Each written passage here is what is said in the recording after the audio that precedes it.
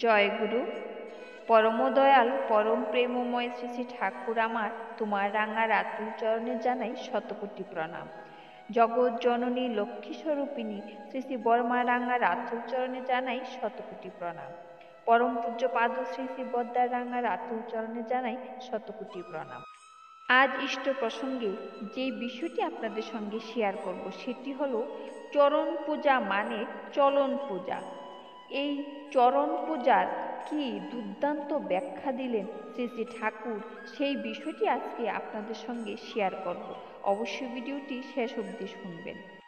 আমরা জানি, যখন ধর্মের গ্লানি এবং অধর্মের অভ্যর্থনা হয় তখন শ্রী ভগবান নররূপে ধরণীতে আবির্ভাব হয়ে সাধুদের পরিত্রাণ ও দুষ্কৃতিকারীকে বিনাশ করে ধর্ম সংস্থাপন করে থাকেন। এই ধর্ম সংস্থাপন ক্রিয়া পরম পুরুষ শুধু আচার অনুষ্ঠানের মধ্যে সীমাবদ্ধ রাখেন না। মানবীয় যা কিছু গুণ যাতে মানুষের মধ্যে বিকশিত হয়ে ওঠে তেমনভাবেই তিনি সবাইকে প্রবুদ্ধ করে থাকেন। সেজন্য তার কথাগুলির মধ্যে থাকে প্রচলিত বিকৃত বোধের অপসারণ, মুক্তির আনন্দের নিশানা।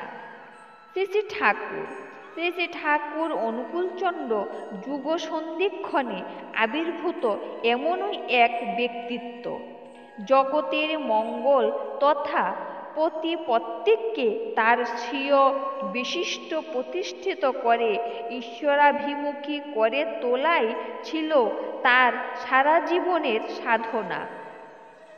তার জন্য মানুষের ভাষা ও সাহিত্যে বহুকালের মরচে পড়া কথাগুলিকেও তিনি অতি যত্নে আবার মেজে ঘষে পরিষ্কার করে ঝকঝকে তকতকে করে দিয়েছেন। কোথাও বোধের কোনো অস্পষ্টতা নেই।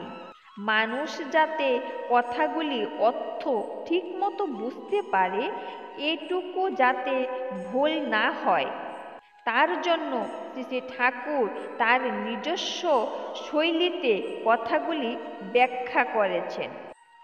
যেমন কাজে গোজামিল দেওয়া। এখানে গোজামিল শব্দটির সন্ধি বিচ্ছেদ করে দিয়ে শ্রী শ্রী ঠাকুর বললেন, গোজামিল মানে গোজা যুগ অমিল।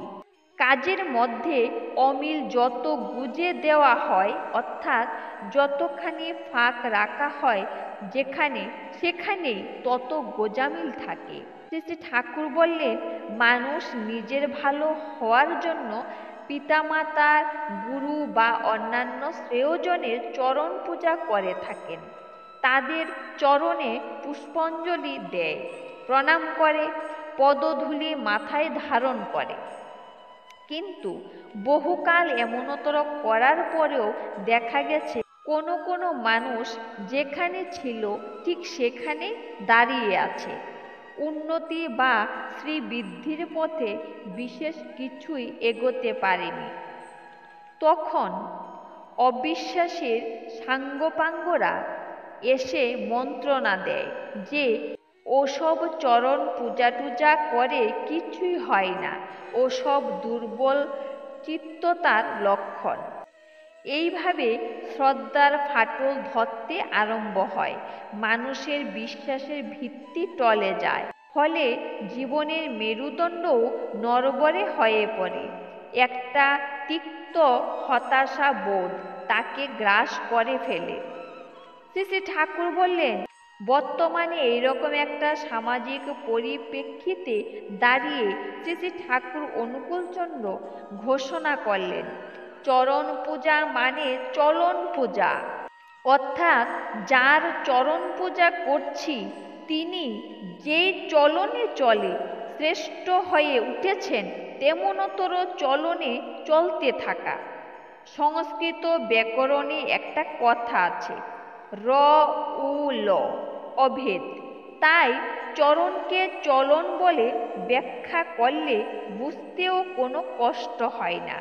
শ্রী শ্রী ঠাকুর বললেন, ঠিক এই রকম চরণামৃত গ্রহণ করা মানে চলনামৃত গ্রহণ করা। বিহিত পন্থায় যদি না চলি, ভালো থাকার জন্য যদি অকপটভাবে চেষ্টা না করি, তবে সারা জীবন পাদুদক খেয়ে গেলেও কোনো কাজ হয় না। এই হলো চরণামৃত গ্রহণের বৈশিষ্ট্য। শ্রী শ্রী ঠাকুর বললেন, সংসারে অনেকে বেশ সুখে স্বাচ্ছন্দ্যে থাকে, আবার কেউ অশেষ কষ্টের মধ্যে কোনো ক্রমে সংসারের জোয়াল টেনে টেনে চলতে থাকে।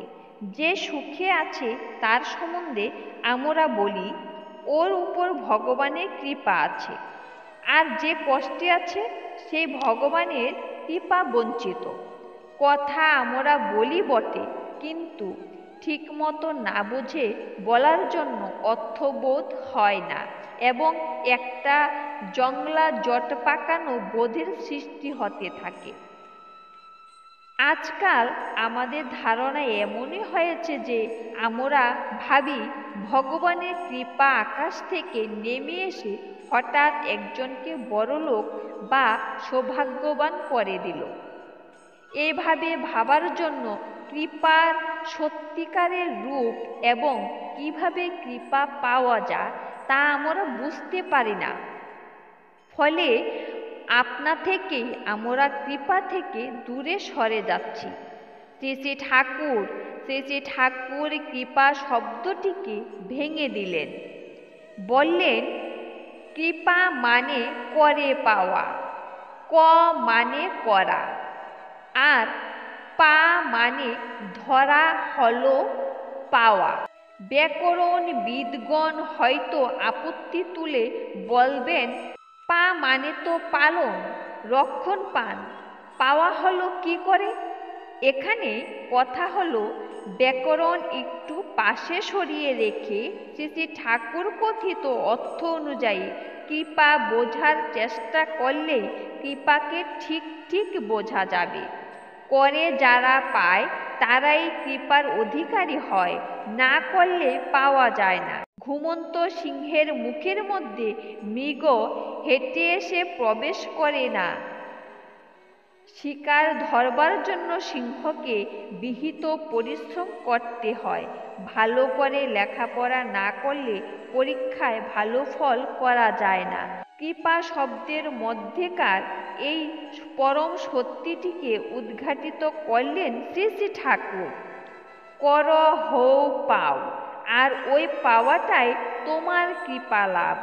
তিনি আরও বললেন, করুণাও আসে করার মধ্যে, করুণাও আসে করার মধ্য দিয়েই। যে যেমন করে সে তেমন করুণা লাভ করে।